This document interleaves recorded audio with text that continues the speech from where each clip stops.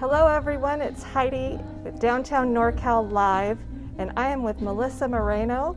She is an ethnic studies educator. We're in the downtown E Street Plaza, and we're about to talk about Dia de los Muertos. Welcome, Melissa. Hi, good evening, Heidi. So, what's happening behind you? This beautiful display. Okay.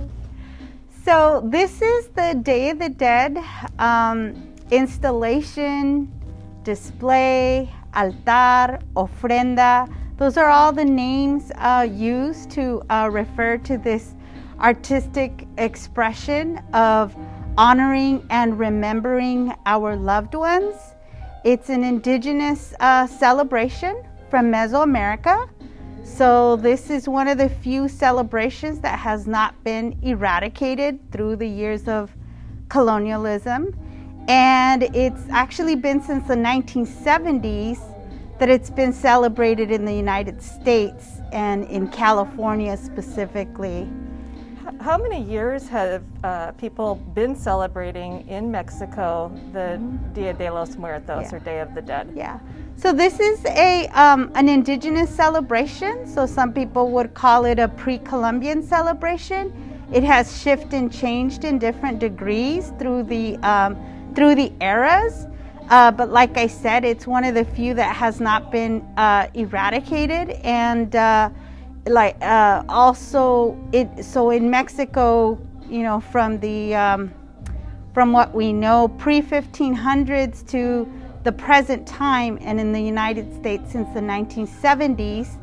And in Davis, California, I would say it's been just a little over 10 years that there's been some signs of Dia de los Muertos celebrations.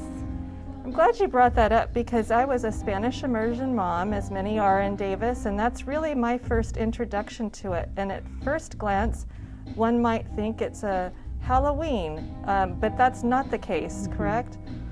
Right, that's correct. Yeah. And how does it differ from Halloween? Okay.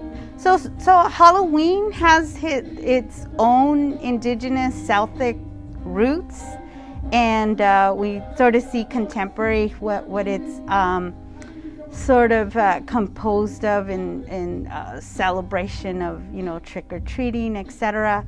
But for Dia de los Muertos, it's actually a celebration that takes place from mid-October to mid-November.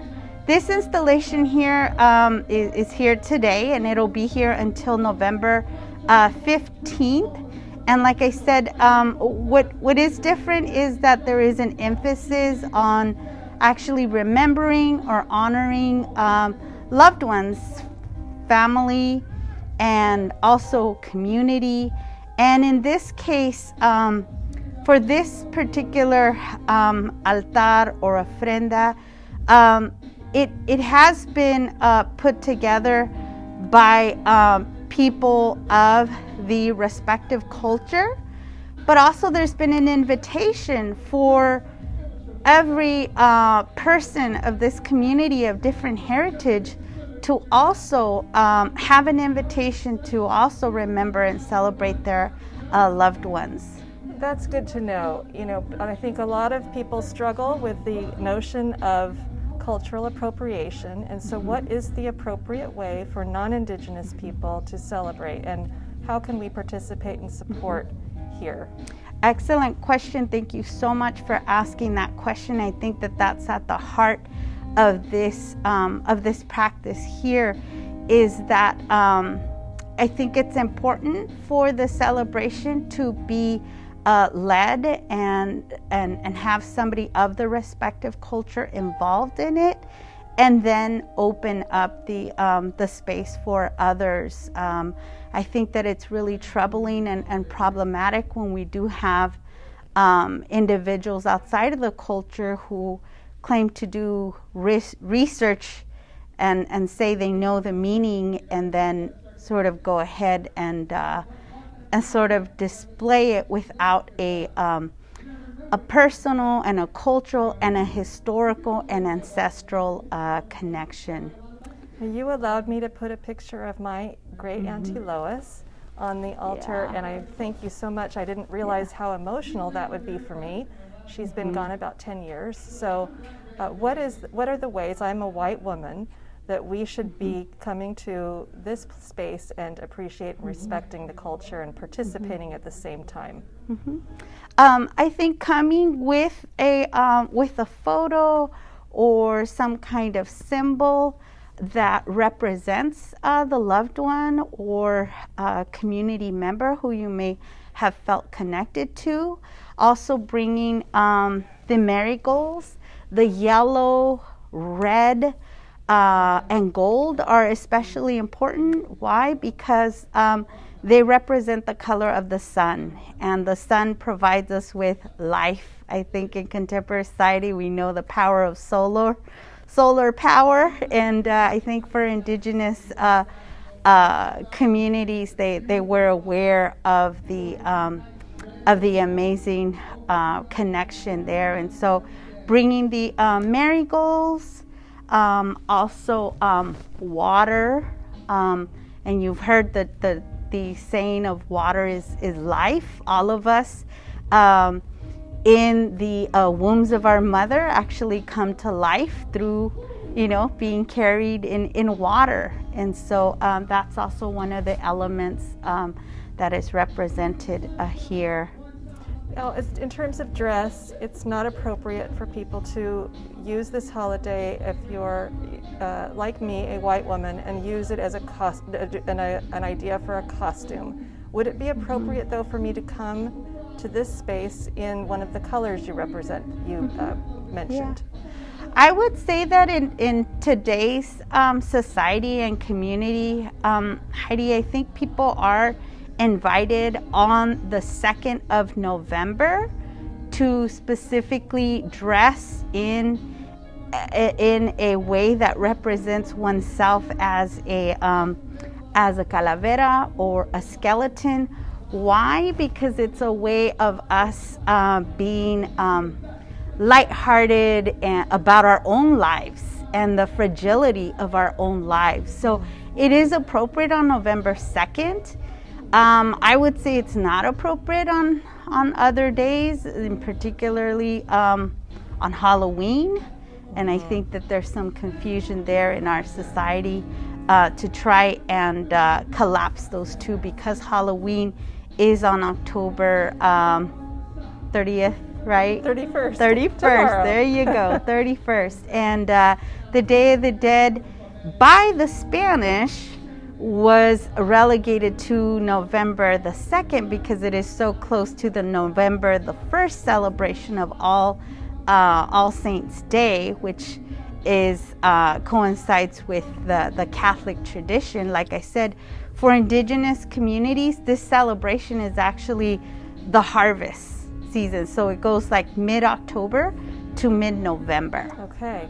You mentioned the fragility of life. We're in the middle of a pandemic. Mm-hmm. So does this holiday take on any special meaning or new meaning this year?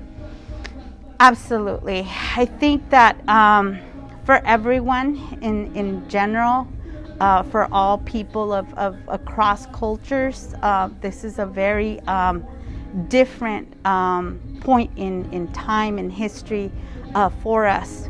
But I would also say that in the state of California, in the Southwest, where you do have a significant population that is deeply connected to Mesoamerican history and ancestral traditions, we've also been hit the hardest in many ways by COVID. And so there will be, I think, alternative ways of recognizing the lives of our loved ones that we've lost in the past and in the present. I think, or more recently, I think drawing on the resilience of our past is especially important, I think, today. Okay. You are part of a larger group that has come together to create this ofrenda. Who is all involved? Mm-hmm. Thank you for asking. So I really want to say gratitude to all those who have made this possible, who have created the space for this. First and foremost, I want to recognize my daughter, my 10-year-old daughter, who actually helped construct the altar, the ofrenda itself. But I want to especially thank the city of Davis, Davis Arts, and the businesses too, the downtown businesses that have been receptive to the Day of the Dead in this time period, to have its own space and its own time. This year, I especially thank them for not collapsing Halloween and Day of the Dead on the same day. And so Rachel has been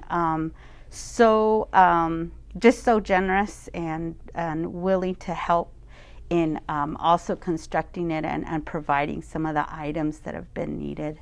Is there anything I need to ask that I have not that you'd like to offer?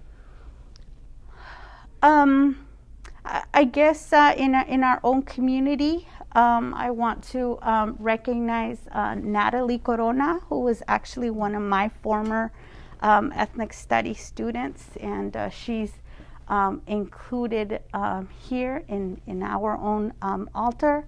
We also have Maestra Señora Topico from Cesar Chavez Elementary, who both just recently passed within the last year and a half. And then also we have Maestro Francisco Alarcón, who also was a UC Davis professor and who also will be remembered by so many here in Davis and outside of Davis. Okay, thank you so much, Melissa. I'm going to turn it back to me and close us out. This is Heidi with Downtown NorCal. I'm at the Old Yeti Market in the East Street Plaza. Melissa Moreno has just been going through the Dia de los Muertos ofrenda and altar. Is that the correct pronunciation? I'm trying to do my best. Old Spanish immersion mom didn't quite get it. But anyway, thank you so much for inviting me to this sacred space. Take care, everyone.